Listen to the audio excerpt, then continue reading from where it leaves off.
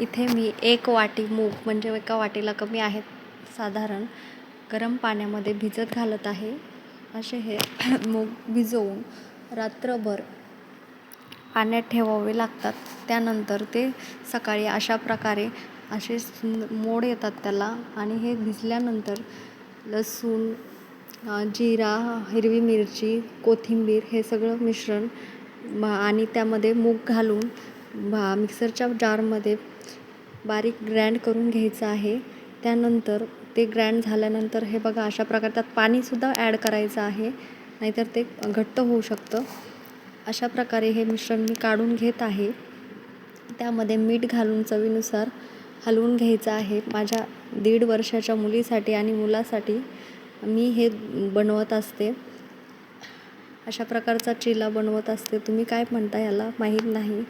तर इथे मी पॅन गरम करून त्यामध्ये थोडंसं तेल मी थोडं कमीच प्रमाणात तेल वापरते. त्यामुळे तेल पसरवायला वेळ लागतो.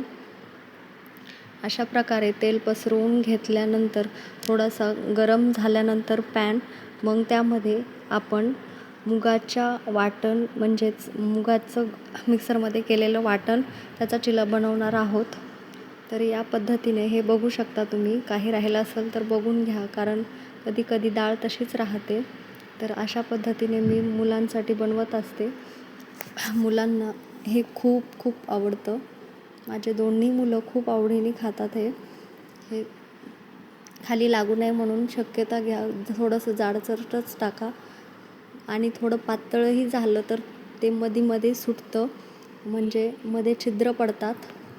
अशा प्रकारे हे पळीच्या साहाय्याने सगळीकडे पसरून घ्यायचं आहे. तुम्हाला जितका मोठा लहान हवा आहे तसा तुम्ही करू शकता. साधारण 2-3 महिने झालं ही रेसिपी मी बनवते. माझ्या मुलांना असे चिले खूप आवडतात. त्यामुळं मलाही वाटलं आपल्यासोबत ही रेसिपी शेअर करावी, म्हणून मी हा व्हिडिओ बनवत आहे. साधारण 4-5 मिनटं असं पसरून घेतल्यानंतर त्याच्यावर झाकण ठेवून त्याला मंद आचेवर ठेवायचं आहे. म्हणजे तो चिला खूप छान पद्धतीने आणि क्रिस्पी होतो. आणि जर आपण झाकण वगैरे ठेवलं नाही आणि जाडसर पसरवला तर तो चिला खूप असा जाडसर होतो. हे बघा, मी उरलेले मूग तसेच ठेवले आहेत. तसं तुम्हाला कोणकोणत्या प्रकारच्या रेसिपी म्हणजे पराठे, चिले वगैरे आवडतात ते कमेंटमध्ये नक्की सांगा. म्हणजे मी त्या प्रकारचे व्हिडिओ आणण्याचा प्रयत्न करीत राहील. शक्यतो मला व्हिडिओ बनवणं जमत नाही, पण मी तरीही प्रयत्न करते. जसा जमेल तसा व्हिडिओ बनवते. व्हिडिओ एकदम साध्या पद्धतीने टाकलेला आहे. मला एकदम म्हणजे कॅमेरा वगैरे जास्त प्रमाणात नसल्यामुळे जसा आहे तसा मी बनवते. याला चिला बनवताना मंद आचेवरच ठेवा, कारण हा मुगाचा चिला आहे. जर तांदळाचा वगैरे असला तर तो खूप छान प्रकारे बनतो. तुमच्या मुलांनाही नक्कीच आवडेल. अशा प्रकारच्या रेसिपी तुम्ही ट्राय करा अनेकदा. आता 5 मिनटं 4 मिनटं झालेली असतील कदाचित. तर हा चिला आपण काढून दुसऱ्या अंगावर भाजून घेऊयात. तेव्हासुद्धा तुम्हाला मंद आचेवरच ठेवायचं आहे. आणि अगर घाई गडबड वगैरे असेल तर तुम्ही करू शकता थोडासा गॅसची फ्लेम वाढवून, पण तो शक्यतो करपण्याची वगैरे भीती असते. बघा, मी खूप कमी तेल वापरून हा चिला बनवलेला आहे. बघू शकता, कुठेच तेल नाही. तुम्हाला आवडत असेल तर तुम्ही जास्त तेल टाकू शकता, पण मी खूप कमी प्रमाणातच तेल वापरते काही गोष्टींसाठी. खास हे मुलांना द्यायचं आहे म्हणून मी यात कमीच तेल वापरते, कारण एकतर ते लहान असतात, त्यांना कमी तेलाचंच दिलेलं खूप चांगलं आहे.